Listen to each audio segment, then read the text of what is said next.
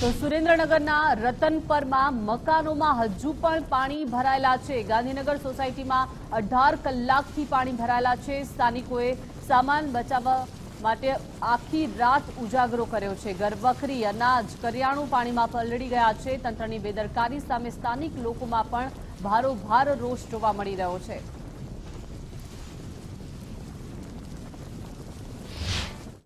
અમારા ઘરમાં કાલના પાણી ભરાઈ ગયા છે। આજે એક દિવસ થઈ ગયો છે પણ પાણીનો કોઈ નિકાલ નથી અને અમારા ઘર પરિવારને તે આખી રાત જાગીને રહેવું પડ્યું છે। છોકરાઓ સુઈ શક્યા નથી। ઘરની અંદર ઘર વખરીને બધાનું અંદર નુકસાન થઈ ગયું છે। મને લગભગ આ સોસાયટીમાં આવ્યા 10 વર્ષ થયા પણ આટલું કોઈ દિવસ પાણી નથી આવ્યું। આ ફર્સ્ટ ટાઈમ આટલું પાણી આવ્યું છે અને કાલે બપોર પછીનો તો પાણીનો એટલો બધો પ્રવાહ વધી ગયો હતો કે ઘરમાં ફળિયામાં ફૂલ પાણી આવી ગયું છે। ઘરની ઘરવખરી ખૂબ જ બધી પલળી ગઈ છે। મને લગભગ આ સોસાયટીમાં આવ્યા 10 વર્ષ થયા પણ આટલું કોઈ દિવસ પાણી નથી આવ્યું। આ ફર્સ્ટ ટાઈમ આટલું પાણી આવ્યું છે અને કાલે બપોર પછીનો તો પાણીનો એટલો બધો પ્રવાહ વધી ગયો હતો કે ઘરમાં ફળિયામાં।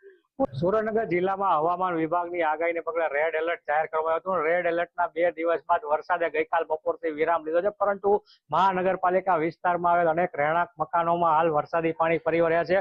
વરસાદે વિરામ લીધા બાદ પણ આપ જે દ્રશ્યો હાલ જોઈ રહ્યા છો તે રતનપર વિસ્તારના ગાંધીનગર સોસાયટીના દ્રશ્યો છે। ગાંધીનગર સોસાયટીમાં આવેલ મોટાભાગના તમામ જે રહેણાંક મકાનો છે તેમાં વરસાદી પાણી હજુ ઓસર્યા નથી, જેના કારણે ઘર વખરી, ઇલેક્ટ્રોનિક સામાન સહિત મોટા પ્રમાણમાં સ્થાનિકોને નુકસાની ભોગવવાનો વારો આવ્યો છે। અનેક વખત મહાનગરપાલિકા તંત્રને અંગે રજૂઆત કરવામાં આવી હતી, પરંતુ મહાનગરપાલિકા તંત્ર દ્વારા કોઈ પણ જાતની પ્રી મોન્સૂન કામગીરી કરવામાં ન આવ્યું તેવું પ્રથમ વરસાદમાં જ તે હાલ સાબિત થયું છે। આ લોકો જે છે એમની મુખ્ય માંગ એવી છે કે વરસાદી પાણીનો નિકાલ કરવામાં આવે અને જે વરસાદી પાણીના કારણે જે નુકસાન થયું છે તેની સામે પણ તેઓને કંઈક વળતર ચૂકવવામાં આવે તેવી માંગ ઉઠવા પાવી છે અને ક્યાંક ને ક્યાંક ચોક્કસથી મહાનગરપાલિકા તંત્રની જે પ્રી મોન્સૂન કામગીરી છે તે માત્ર કાગળ પર જ હોય તેવું હાલ સ્પષ્ટ લાગી રહ્યું છે। Viren Dangarecha, Gujarat first news, Surendranagar. કાલે બપોરના 3-3:30 પછી પાણી આવવાની શરૂઆત થઈ।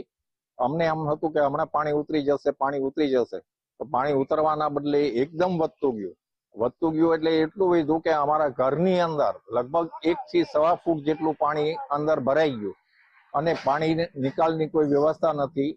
અત્યારે અમે આખી રાત સુધી એમને જ બધો સામાન ફેરવવામાં જ રહ્યા છીએ। અમારું આખું ફેમિલી આની અંદર ઇન્વોલ્વ થઈ ગયું। ત્યારે અમે થોડો સામાન અમારો બચાવી શક્યા, છતાંય ઘઉં, ચોખા એ બધી વસ્તુ તો બગડી